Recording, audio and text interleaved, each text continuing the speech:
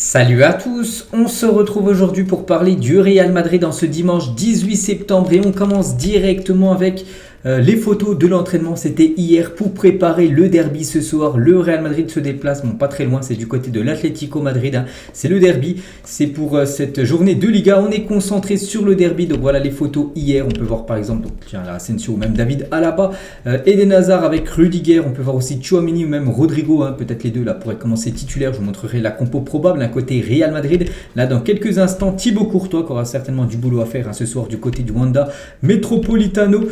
Camavinga, Luka Modric ou même Toni Kroos là en fond d'image. Donc il y a eu entraînement extérieur et il y a aussi eu entraînement à l'intérieur, en gros gymnase, hein, voilà, pour en gros en mode renforcement musculaire, hein. Modric, Tchouaméni, Rodrigo, Fede Valverde, Vini Junior, David Alaba, Toni Kroos. Donc voilà toutes les photos en gros de l'entraînement hier. Et concernant Karim Benzema, il ne veut pas rater le derby madrilène, mais il y a très peu de chances bien sûr que Benzema soit disponible pour la rencontre ce soir. Et d'après le journal Marca, on peut voir le 11 qui devrait débuter ce soir, hein, du côté du Wanda Metropolitano de Cobutin. Bon, pas de surprise, hein. Thibaut Courtois, défenseur gauche, Ferland Mendy, Alaba, Rudiger, Carvajal. Donc milieu de terrain, Camavinga, Tchouaméni, Modric. Et en attaque, hein, Vini Junior, Fede Valverde, ailier droit. Et Rodrigo devrait commencer en faux numéro 9. Donc là, c'est la compo probable. On connaîtra la compo officielle aux alentours des 20h ce soir, 1 heure avant le coup d'envoi. Donc voilà, c'est la grosse compo, bien sûr, avec les joueurs disponibles, hein.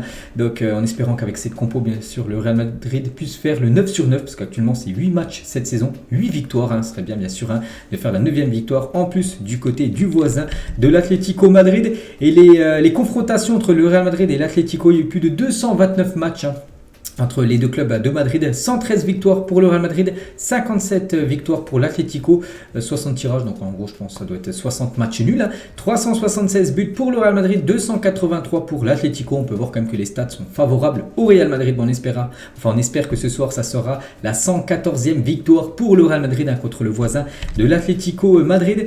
Et on peut voir la compo probable, hein, côté Colchoneros, hein, voilà l'adversaire ce soir.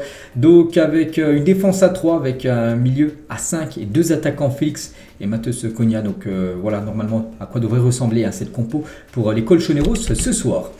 Toujours, hein, sur cette rencontre, donc Vini Junior menacé par un joueur de l'Atlético. C'est vrai qu'on en parle beaucoup là ces derniers jours, ces dernières heures, hein.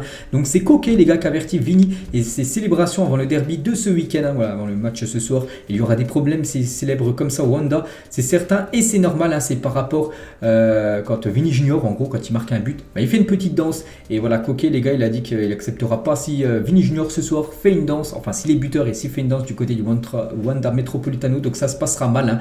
Donc bien sûr, ça fait énormément réagir. Après, moi de mon point de vue, les gars, un joueur peut célébrer le but comme il veut, hein, bien sûr. S'il veut danser, s'il veut faire des saltos, il fait comme il veut, du moment que ça manque pas de respect envers l'adversaire. Je pense pas qu'une danse, hein, ça manque de respect envers l'équipe qui vient de prendre un but. Donc voilà les propos très limites quand même de Koké.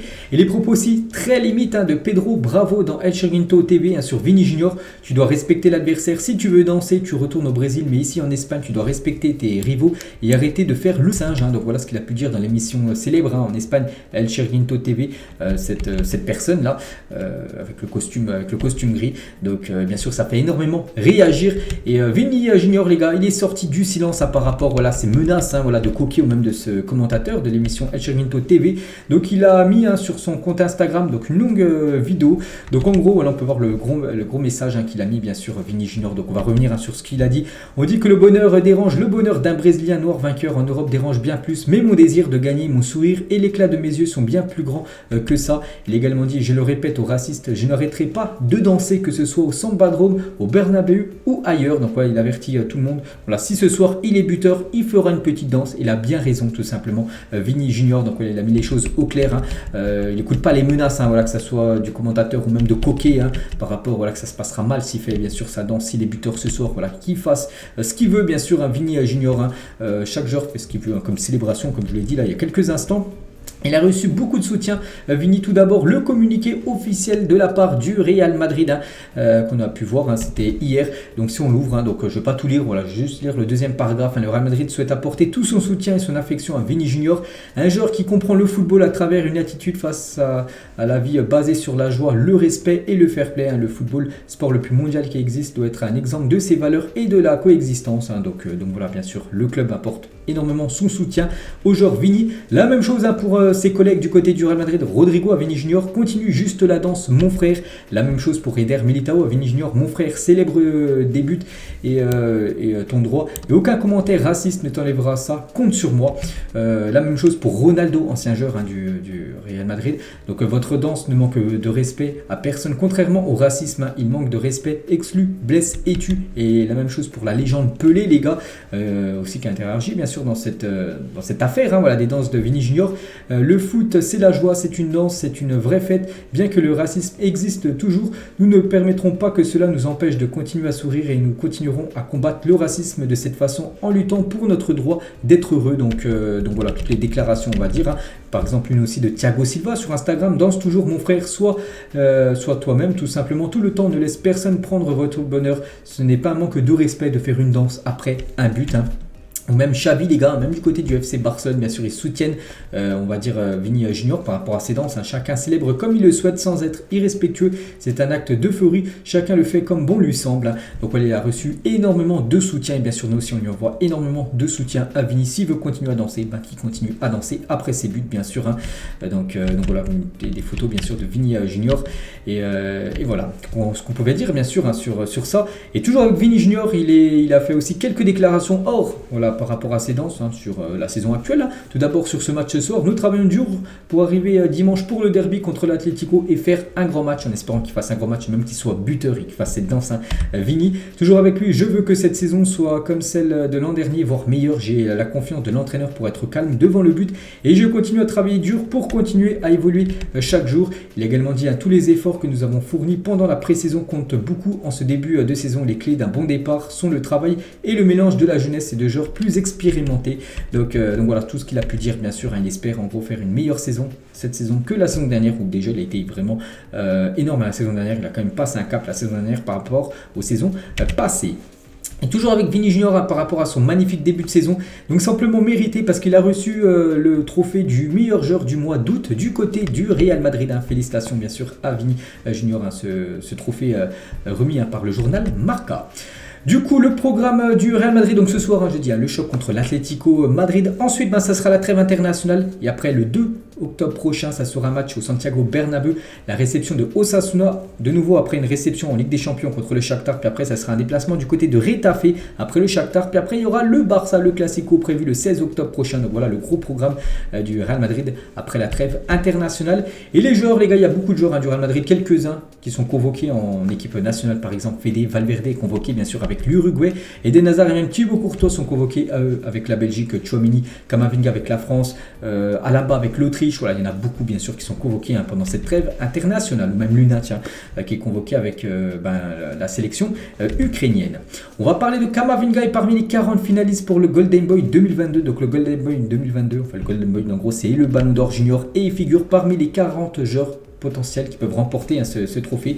Et concernant Camavinga, donc 40 médias sportifs internationaux auront la décision finale sur qui remportera bien sûr ce trophée Golden Boy. Le nom de Camavinga est fortement évoqué dans leur salle de rédaction, voilà, d'après les médias sportifs. Donc en gros c'est le grand favori Camavinga parmi les 39 autres joueurs de moins de 21 ans vont remporter bien sûr ce titre. Donc voilà, peut-être Camavinga, peut-être le Ballon d'Or Junior et Karim Benzema, le vrai Ballon d'Or qui sera décerné. Ça sera au mois d'octobre prochain. C'est très prochainement, ça sera le 19 octobre prochain, là, dans quasiment un mois, on est le 18. Donc voilà, petite info bien sûr concernant les deux Madrilènes. Liverpool mène la course pour signer Jude Bellingham. L'objectif rapporté du Real Madrid l'été prochain, c'est vrai qu'on sait que Jude Bellingham, c'est une priorité du côté du Real Madrid pour l'été 2023. Et on peut voir que Liverpool aurait une longueur d'avance sur l'équipe du Real Madrid concernant la signature de Jude Bellingham. N'oubliez pas que Bellingham, le Real Madrid le veut pour remplacer Luka Modric, vu que Modric va bientôt partir quand même en retraite, ou je ne sais pas s'il va continuer, mais bon, il est plus en fin de carrière, et du coup pour le remplacer, il pense à Bellingham, voir que ce sera une lutte bien sûr avec l'équipe anglaise de Liverpool. Tchouaméni et Nkunku lors du dernier match de Champions League, le Real qui se sont imposés 2-0 contre l'RB Leipzig. Donc voilà les deux Français bien sûr sur cette photo. Le nouveau Santiago Bernabéu, les gars, en travaux. Vous savez savez qu'il est en travaux actuellement. Quelques photos qui ont été prises là ces derniers jours avec l'avancée des travaux. Donc toujours beaucoup de grues bien sûr autour du Santiago Bernabéu et l'intérieur aussi. Et cette pelouse les gars, cette pelouse qui était très délicate lors du match contre le RB Leipzig, même Thibaut Courtois, ça en était plein. Normalement elle devrait être parfaite lors du match contre Osasuna, le prochain match à domicile prévu le 2 octobre prochain. Et toujours avec le Real Madrid et toujours avec ce Santiago Bernabéu, il prévoit d'accueillir un match d'exhibition entre Rafael Nadal et Roger Federer lorsque les travaux de rénovation Santiago Bernabéu seront terminés. Parce que Rafael Nadal, un grand fan de football, un grand fan du Real Madrid, il pourrait jouer contre Federer qui a pris sa retraite de tennis là il y a quelques jours. Federico Valverde, il peut jouer en tant qu'ailier, en tant que milieu, en tant que défenseur. Il n'arrête jamais de courir, il ne s'est jamais plaint de son temps de jeu. À l'époque, quand il jouait très peu, maintenant c'est un titulaire indiscutable. Zéro scandale, futur capitaine certainement de l'équipe du Real Madrid. Le joueur Fede Valverde est toujours avec lui, n'a jamais été discuté sur le marché des transferts malgré les rumeurs de Première Ligue. C'est l'un des favoris d'Ancelotti, c'est tout simplement un joueur indiscutable. Et on peut voir que lors du dernier mercato, Liverpool a offert quand même 100 millions d'euros pour Fede Valverde lors des 2 derniers jours du marché. Le Real Madrid a refusé directement. Il est intransférable, le joueur Fede Valverde. Donc voilà peut-être le futur capitaine bien sûr de cette équipe. Toni Kroos, lui aussi parle du capitana. Être capitaine du Real, bien sûr que je suis fier, c'est la récompense de ces 8 dernières années.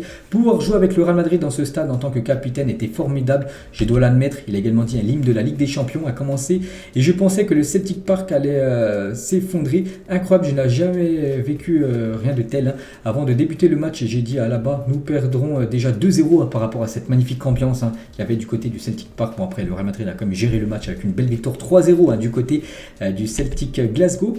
Un ancien joueur du Real Madrid, les gars, Drante, donc un joueur à l'époque, il était dans l'ère des Galactiques. Le Real Madrid, j'avais 20 ans, j'étais au sommet de ma carrière, un sentiment de folie difficile à expliquer. C'était un rêve d'entrer dans un vestiaire galactique. Ce sont des souvenirs que je n'oublierai jamais et qui resteront toujours dans mon cœur. Il a également dit, ce joueur Drante, je n'étais pas prêt à être professionnel, je pensais que j'étais Dieu, mais j'aimais aussi faire la fête et pour se maintenir au plus haut niveau, on ne peut pas concilier les deux, bien sûr, être un grand joueur, donc il faut avoir une hygiène de vie quand même impeccable. Et c'est vrai que si tu sors souvent en boîte et tout, voilà, c'est compliqué d'être performant après les week-ends sur le terrain. Il le dit, il y a une vie de footballeur, une vie personnelle. Vous pouvez les mélanger jusqu'à un certain point, mais après voilà, ça ne va plus. Maintenant, je me rends compte que je n'ai pas agi correctement, j'ai fait des erreurs, la vie est courte et nous devons être professionnels. Donc c'est vrai qu'il le dit qu'il n'a pas été trop professionnel à l'époque du côté du Real Madrid. Il voulait trop sortir. Bon, après, il était jeune, il avait 20 ans quand il est arrivé du côté du Real Madrid. Il pensait beaucoup à sortir et il regrette maintenant, bien sûr. Bon, ça a été un joueur comme à l'époque du côté du club madrilène. La légende Amancio sera le nouveau président d'honneur du Real Madrid. Sa nomination sera ratifiée lors de l'Assemblée Générale Extraordinaire du club qui aura lieu le dimanche 2 octobre prochain. Une petite info concernant le nouveau président d'honneur du Real Madrid qui sera dévoilé dans quelques jours. En ce jour, les gars, en 2015, Cristiano Ronaldo est devenu le meilleur buteur de tous les temps de la Liga du Real Madrid. Donc voilà, c'était en 2015, c'était il y a 7 ans, jour pour jour, le légendaire Cristiano Ronaldo. Vini Junior, on peut voir un 6 les gars avec un petit triangle vert. Donc en gros sur le mode carrière sur le prochain FIFA 23, donc il va commencer avec 86 de notes. Donc si vous allez jusqu'au bout, vous faites une grande carrière avec Vini Junior, il pourra monter jusqu'à potentiellement une note de 92 maximum. Voilà pour le crack Vini Junior. Et on finit bien sûr avec Vini Junior avant le match de ce soir avec voilà ce qu'on a pu parler avec les danses, tout ça. Donc sans près, voilà ce qu'il a pu mettre sur sa dernière publication Instagram, qui continue à danser en espérant qu'il soit buteur, en espérant une victoire ce soir du Real Madrid contre le voisin de l'Atlético Madrid. Donc voilà les gars, tout ce qu'il y avait à dire aujourd'hui. J'espère que ça vous a plu. On se retrouve peut-être ce soir pour un débrief, je verrai, sinon on se retrouve demain.